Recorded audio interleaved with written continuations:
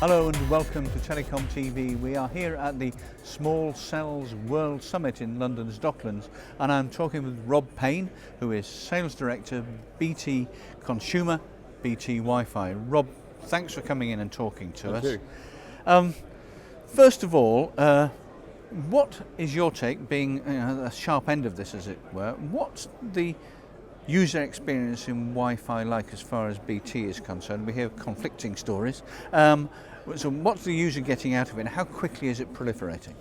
So we are investing heavily in Wi-Fi for our customers. It's really important, the customer experience and speed. We've picked up on, with the development of 4G and the widespread coverage by the operators in the UK, speed is really key for us in terms of competing. The perception of end users is they can get a better service on 4G than they can on Wi-Fi.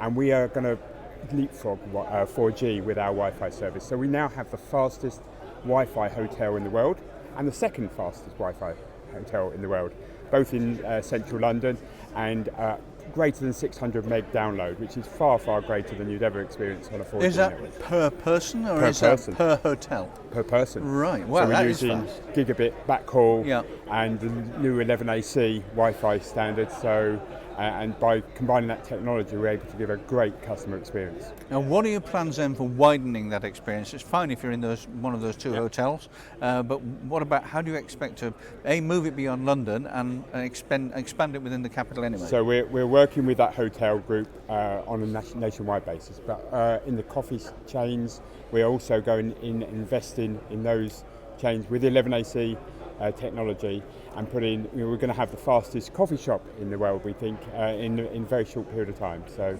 Do you have customer feedback? I mean, individual customer feedback from this, saying what they make of the experience? Yeah, so the hotels are very hot on customer satisfaction and getting that feedback.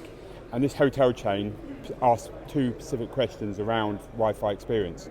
We get all those results, we feed them into our systems, and we can see that people are rating this Wi-Fi 9 out of 10 most times. The best Wi-Fi experience that they've ever had inside a hotel. So we know it's definitely great. So as far as rollout plans are concerned, what kind of a timescale are we talking about? We're doing it now. So we've just done a third hotel for this hotel chain, which is Marble Arch in central London, and we hope to roll it out nationwide over the next 6 to 12 months, I think, is the rollout program. And on the coffee shops, in the next 12 months, there's going to be a transformation. And we're going to lead, and we think everyone else is going to follow where we've led. Of course, in most of the coffee shops, or almost all of the coffee shops, and certainly a lot of hotels, the Wi-Fi is free access for the consumer. Yes, it's all about customer loyalty, getting customers using the service, and then coming back, getting more coffee, coming back, staying at the hotel more. Sure.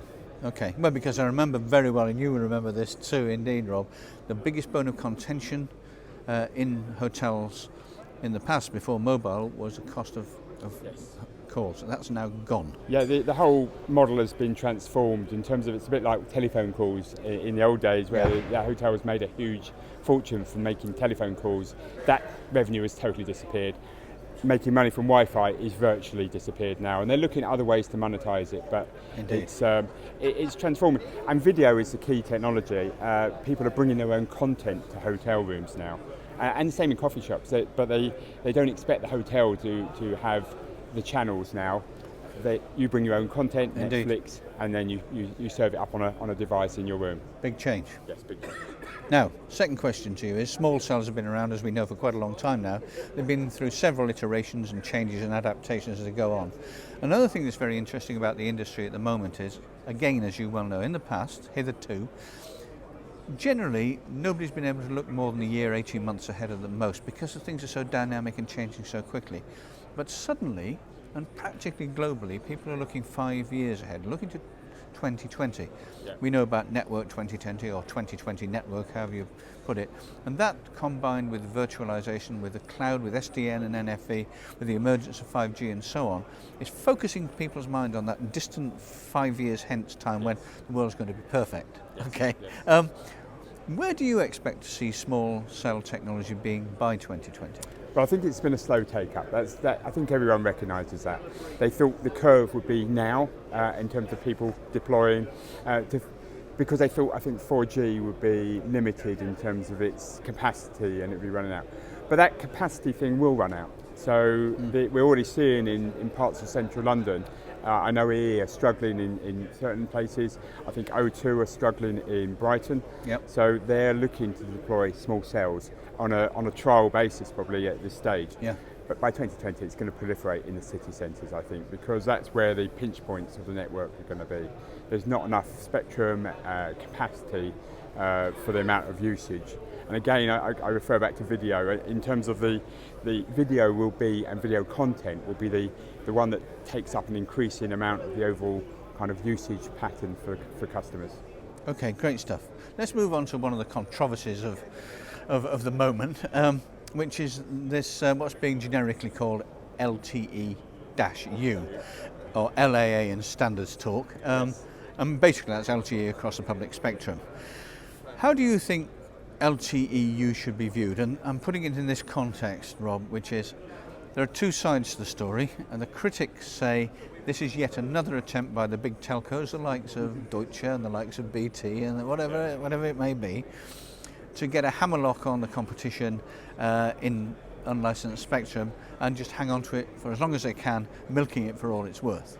The other side says, no, that might be the case to some extent, but actually, in the long term, this is going to be a user-friendly method of aggregating data to provide a much better service to users.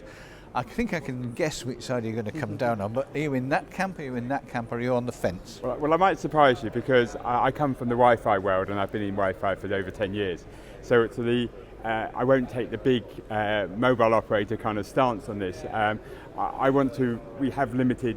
that 2.4 gig for Wi-Fi is virtually unusable in certain places. Yeah. So 5 gig is the place to use Wi-Fi. Yeah. If you start encroaching that bandwidth with mobile operator traffic, it's going to run out, and Sure. the experience in Wi-Fi could be detrimentally kind of affected. So I'm more in favour of keeping that for Wi-Fi and then finding other spectrum to go and use for the thing.